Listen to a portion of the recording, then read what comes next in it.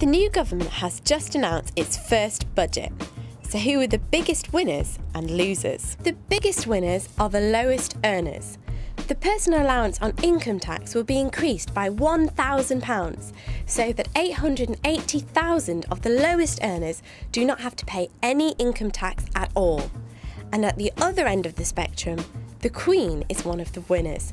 Her £7.9 million annual allowance, known as the Civil List, will not be cut. Similarly, businesses will be happy as the Chancellor has promised to cut small companies' corporation tax by 1% a year for 4 years and to increase the national insurance threshold for employers.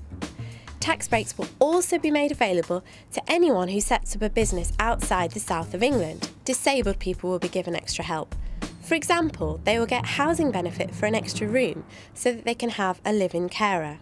However, a medical assessment will now be applied to new claimants for the disability living allowance from 2013. Pensioners will also get a boost. From April, the basic state pension will rise in line with earnings, which should mean pensioners are better off. But those approaching retirement face working an extra year, as the state pension age is going to rise to 66 more quickly than expected.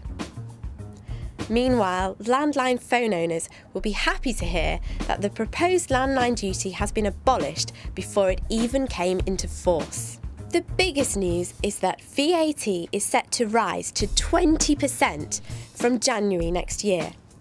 Capital gains tax will also rise to 28% for higher rate taxpayers, but will remain at 18% for basic and lower rate taxpayers. That's it for the tax hikes, but what about the spending cuts? In this context, parents are some of the biggest losers. For example, child benefit will be frozen for the next 3 years. The Health in Pregnancy grant is also set to be abolished, and lone parents will be expected to look for work when their youngest child goes to school. And the government has already announced it is scrapping child trust funds in January. Public sector workers are also big losers in this budget. Those earning over £21,000 will have their pay frozen for 2 years. And those claiming benefits will feel the squeeze as well. Housing benefit is set to get an overhaul, with caps on the maximum amount councils can pay out. For example, councils will not be allowed to pay more than £400 a week for a 4-bedroom house.